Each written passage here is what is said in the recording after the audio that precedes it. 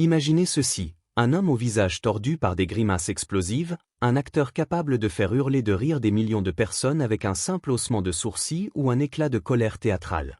Mais derrière ce masque comique se cache une vérité glaçante, presque impensable.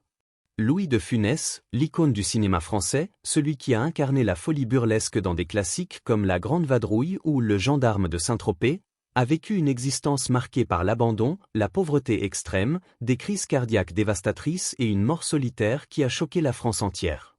Saviez-vous que son père a simulé son propre suicide pour fuir en Amérique du Sud, laissant une famille brisée derrière lui?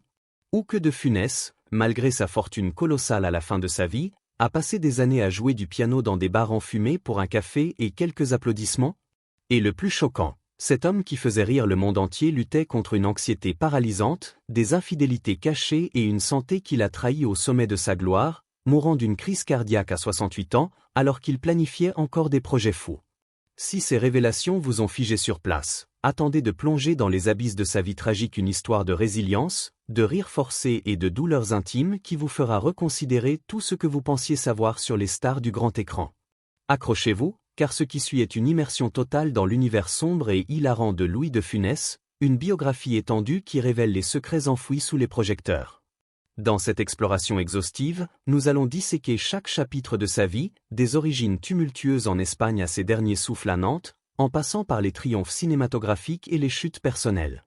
Préparez-vous à une lecture qui ne se contente pas de survoler les faits. Nous plongerons dans les anecdotes oubliées, les témoignages de proches, les analyses psychologiques de ses rôles, et même des comparaisons avec d'autres légendes du comique. Pourquoi 45 000 mots?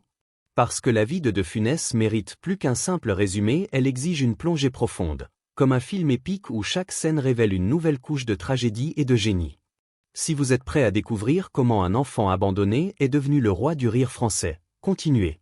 Sinon, fermez cette page, mais vous manquerez l'une des histoires les plus captivantes du XXe siècle. Louis de Funès, de son vrai nom Louis Germain David de Funès de Galarza, naquit le 31 juillet 1914 à Courbevoie, dans les Hauts-de-Seine, en France. Mais pour comprendre l'homme derrière le mythe, il faut remonter aux origines espagnoles de sa famille, un mélange explosif de noblesse déchue, de passions interdites et de drames shakespeariens. Son père, Carlos Luis de Funès de Galarza, était issu d'une lignée aristocratique basque, avec des liens directs au comte de Galarza. Imaginez un avocat sévillan, habitué aux salons opulents, aux discussions intellectuelles et à une vie de privilèges. Sa mère, Léonore Soto Regras, provenait d'un milieu aisé galicien, où l'argent coulait à flot et les traditions familiales étaient sacrées. Pourtant, leur amour fut un scandale. En 1904, fuyant l'opposition farouche de leur famille qui voyait cette union comme une mésalliance sociale, Carlos et Léonore fuirent l'Espagne pour la France. Ce n'était pas une escapade romantique, c'était une fuite désespérée, marquée par la peur et l'incertitude. À Paris, la réalité les rattrapa brutalement. Carlos, incapable de pratiquer le droit en raison des barrières linguistiques et administratives, se reconvertit en tailleur de diamants. Un métier honorable, mais loin du prestige d'antan. Au début, cela procura une stabilité précaire à la famille naissante. Mais Carlos, hanté par ses rêves de grandeur perdue, se lança dans une série d'aventures entrepreneuriales extravagantes et risquées. Pensée grecque, des investissements hasardeux dans des mines imaginaires, des spéculations sur des inventions farfelues, des partenariats avec des escrocs qui promettaient la lune. Chaque échec drainait un peu plus les ressources familiales. La fortune héritée s'évapora comme de la fumée, laissant place à une dette écrasante. Louis, enfant, assistait impuissant à cette descente aux enfers. Selon les biographes comme Sophie Adriansan dans Louis de Funès, l'Oscar du cinéma, ces années furent un tourbillon de déménagements forcés, de repas frugaux et de disputes incessantes. Mais le coup de grâce vint en 1923, accablé par la ruine, Carlos simula sa propre mort. Il laissa ses chaussures, son chapeau et un mot d'adieu près d'un canal parisien, feignant un suicide. En réalité, il s'enfuit au Venezuela, espérant y refaire fortune dans les mines d'or. Choquant, n'est-ce pas?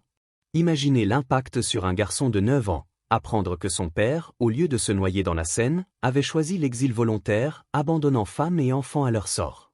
Carlos contracta la tuberculose en Amérique du Sud et mourut seul, loin de tout, en 1926. Léonore, autrefois dame de haute société, se retrouva veuve officieuse dans un petit appartement miteux de Courbevoie. Sans aide sociale car à l'époque, les programmes gouvernementaux étaient inexistants, elle dut se battre pour survivre. Bertrand Tessier, un autre biographe, décrit Léonore comme une femme au tempérament de feu. Elle harcelait les commerçants pour du crédit, criait dans les rues, tapait du pied en public. Ces scènes humiliantes marquèrent profondément Louis, qui rougissait de honte en voyant sa mère se transformer en furie pour un pain ou un litre de lait. C'est ici que naquit le génie comique de Funès. Au lieu de sombrer dans le désespoir, il canalisa cette humiliation en humour. À l'école, il imitait les gestes exagérés de sa mère, faisant rire ses camarades pour oublier la pauvreté. Lautner, réalisateur et ami, affirma plus tard, le personnage de Funès, c'est sa mère. En effet, les colères explosives, les mimiques outrancières que l'on voit dans Le Tatoué ou La folie des grandeurs sont des échos directs de Léonore. Mais l'enfance ne fut pas seulement faite de rires forcés, elle fut ponctuée de privations. Louis grandit sans jouets luxueux, sans vacances, dans un monde où l'insécurité financière était une ombre constante. Pour étendre cette section, explorons les influences culturelles. Les racines espagnoles imprégnèrent son caractère. Le flamenco passionné, les traditions basques de fierté, tout cela se mélangea à la culture française ouvrière. Louis apprit l'espagnol couramment, ainsi que l'anglais, ce qui lui servit plus tard dans ses rôles multilingues. Ses premiers dessins, une passion juvénile, capturaient déjà des scènes comiques, des caricatures de voisins ou de professeurs. À l'adolescence, il découvrit la musique comme échappatoire. Jouant du piano dans des bars de Pigalle, il improvisait des jazz endiablés, grinçants pour amuser les serveurs. Ses nuits enfumées, remplies d'alcool et de rires forcés, forgèrent son timing impeccable. Mais revenons à l'école, au lycée Condorcet, prestigieux établissement parisien, Louis fut un élève médiocre. Distrait par les soucis familiaux, il séchait les cours pour dessiner ou jouer de la musique. Étiqueté moyen, il abandonna à 16 ans, sans diplôme, sans perspective.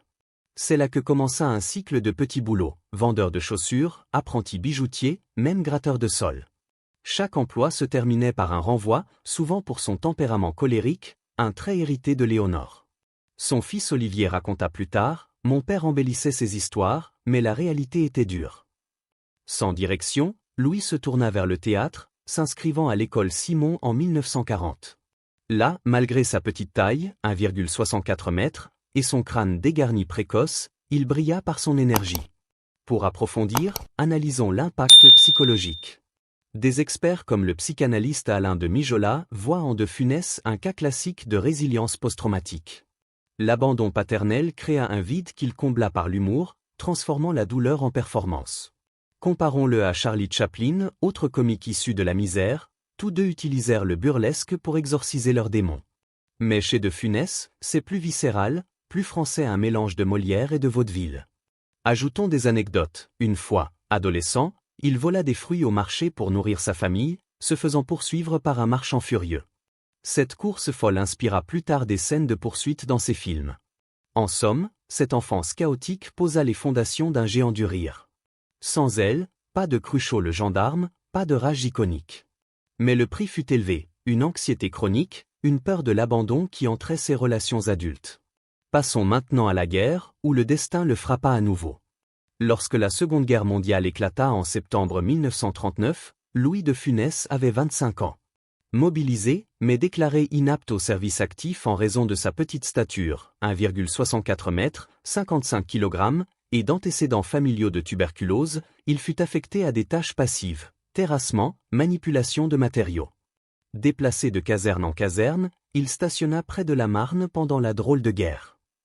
Pour égayer le moral des troupes, il organisait des spectacles improvisés, imitant Maurice Chevalier avec un talent bluffant. Ses grimaces et son chant faisaient oublier les bombes imminentes. Mais en avril 1940, une maladie le terrassa. Convoqué devant une commission médicale, il fut réformé pour une tuberculose suspectée, une erreur administrative, car il n'en souffrit jamais.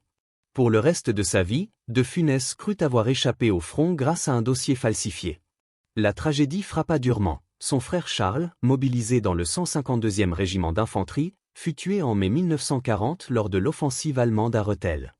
Abattu par des tirs ennemis, Charles laissa un neveu orphelin, Édouard, dont Louis devint tuteur légal. Mais sans le sou, il confia l'enfant à une tante. Sous l'occupation allemande, Paris devint un piège. Exempté, Louis enchaîna les petits boulots, vitrier, cireur de chaussures, gratteur de sol.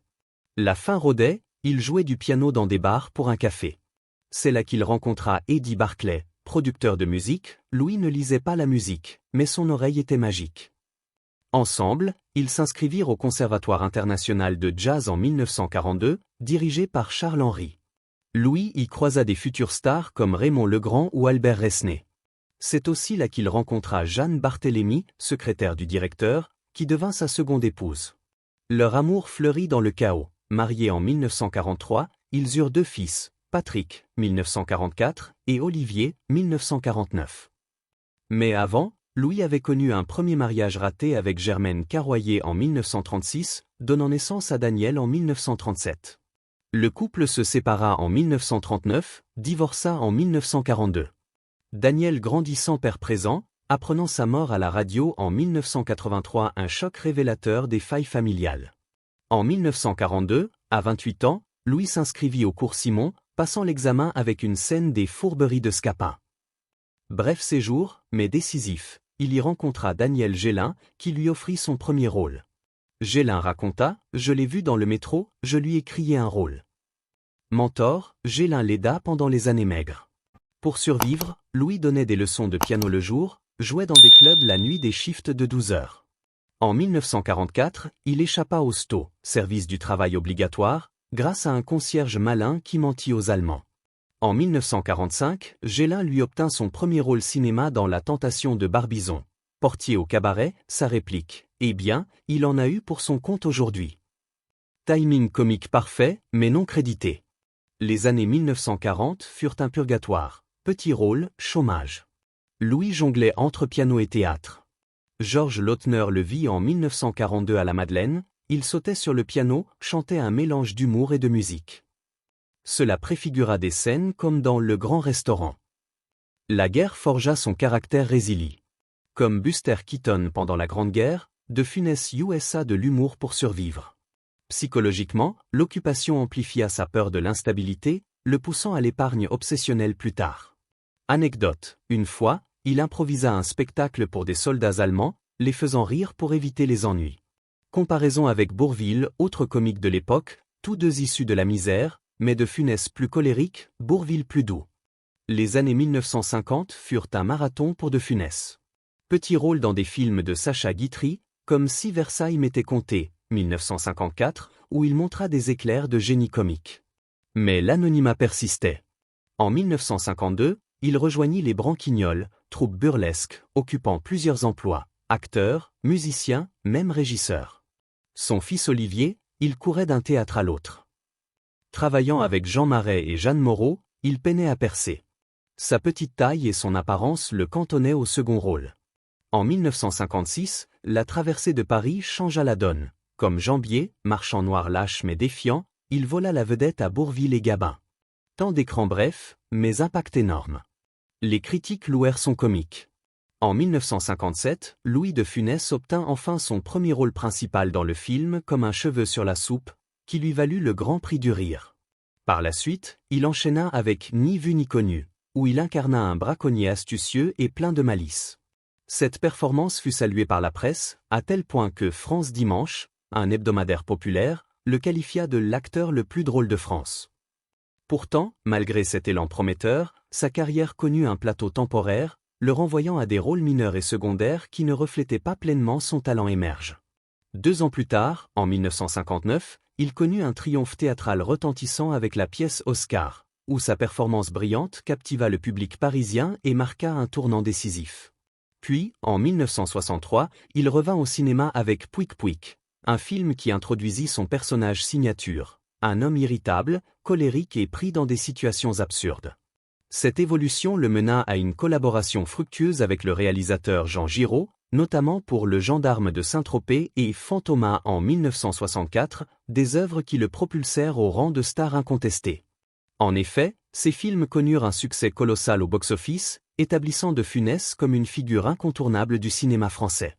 Au sommet de sa gloire, cependant, sa vie privée se révéla bien plus complexe et nuancée que son image publique ne le laissait présager.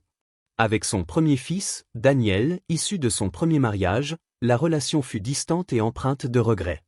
Daniel se souvint plus tard, il me montrait du jazz, mais il était absent.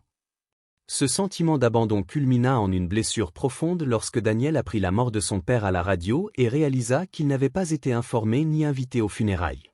En revanche, avec ses 2 autres fils, Patrick et Olivier, nés de son second mariage, De Funès se montra autoritaire mais présent, s'impliquant activement dans leur éducation. Il encouragea notamment Olivier dans une carrière d'acteur naissante, le faisant apparaître dans plusieurs films, avant que ce dernier ne choisisse finalement de devenir pilote de ligne. Par ailleurs, ses opinions politiques conservatrices le poussaient à un mépris notable pour les figures de gauche, comme Yves Montand, tout en maintenant des amitiés solides avec des collègues comme Bourvil. Jeanne, sa seconde épouse, fut un pilier essentiel dans sa vie et sa carrière. Elle négociait ses contrats avec fermeté et joua même à ses côtés dans certains films. Cependant, derrière cette union stable se cachait une liaison extra-conjugale avec Macha Béranger, qui dura 13 ans et ajouta une couche de complexité à son existence personnelle. Timide de nature, De Funès était un jardinier passionné, préférant se retirer dans la quiétude de son château plutôt que de fréquenter les soirées mondaines. De plus, il manifestait un certain mépris pour ses collègues fêtards, optant pour une vie plus solitaire et introspective loin des projecteurs. Pour mieux illustrer son héritage cinématographique, détaillons quelques-uns de ses films emblématiques. En 1966, La Grande Vadrouille battit des records d'affluence, grâce au duo légendaire formé avec Bourvil, qui alliait humour burlesque et aventure rocambolesque pendant l'occupation. La série des Gendarmes, quant à elle, compta 6 films au total, où De Funès incarna l'iconique maréchal des logis Cruchot, un personnage autoritaire et maladroit devenu culte. En 1973, Les Aventures de Rabbi Jacob aborda des thèmes sérieux comme l'antiracisme et la tolérance, tout en générant un immense succès populaire. Néanmoins, sa sortie coïncida avec la guerre du Yom Kippour, entraînant des menaces et une protection policière pour l'acteur. 2 ans plus tôt, en 1971, La Folie des Grandeurs le vit collaborer avec Yves Montand après la mort tragique de Bourvil, offrant une satire hilarante de l'Espagne du XVIIe siècle. Enfin, en 1976, L'aile ou la cuisse marqua une rencontre explosive avec Coluche, dans une satire mordante de la gastronomie et de l'industrie alimentaire, renforçant son statut de maître du comique social.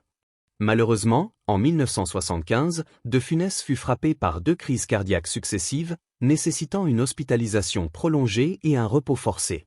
Cela l'obligea à annuler le projet ambitieux de Le Crocodile, une satire politique qu'il chérissait. À son retour sur les plateaux avec L'aile ou la cuisse, il adopta un rythme plus lent, avec du personnel médical présent en permanence pour veiller sur sa santé fragile. En 1980, il s'attaqua à L'Avare, une adaptation cinématographique de Molière qui reçut un accueil mitigé de la critique, malgré son désir de fusionner théâtre classique et comédie populaire. La même année, il reçut un César honorifique, couronnant sa carrière exceptionnelle. Cependant, la fatigue s'installa progressivement, exacerbée par la répétitivité de ses rôles qui commençaient à le lasser. En 1982, il tourna Le Gendarme et les Gendarmettes, le dernier opus de la série, tout en caressant plusieurs projets. Une reprise de la pièce Oscar pour une centaine de représentations, un revival de Le Crocodile, et des collaborations potentielles avec Coluche. Tragiquement, en janvier 1983, après un séjour en montagne marqué par une grande fatigue due à l'altitude, De Funès subit une crise cardiaque le 27 janvier et mourut le lendemain, le 28, à l'hôpital de Nantes. Son décès provoqua un deuil national. Plus de 3000 personnes assistèrent à ses funérailles dans le petit village du Cellier, malgré le désir de discrétion de la famille. Les hommages affluèrent, notamment de l'ancien président Valéry Giscard d'Estaing et du ministre de la Culture Jacques Lang, qui soulignèrent comment De Funès continuerait à divertir des générations entières à titre posthume. Maintenant, votre avis, quel film préférez-vous? Partagez commentaires. Si vous avez aimé cette immersion profonde dans la vie de Louis De Funès, n'oubliez pas de liker cette vidéo, de vous abonner à la chaîne Star Immersion pour plus d'histoires fascinantes sur vos stars préférées, et de partager avec vos amis pour propager le rire et les secrets du cinéma. Activez la cloche pour ne rien manquer. Merci d'avoir lu jusqu'au bout, à bientôt pour une nouvelle plongée dans l'univers des légendes.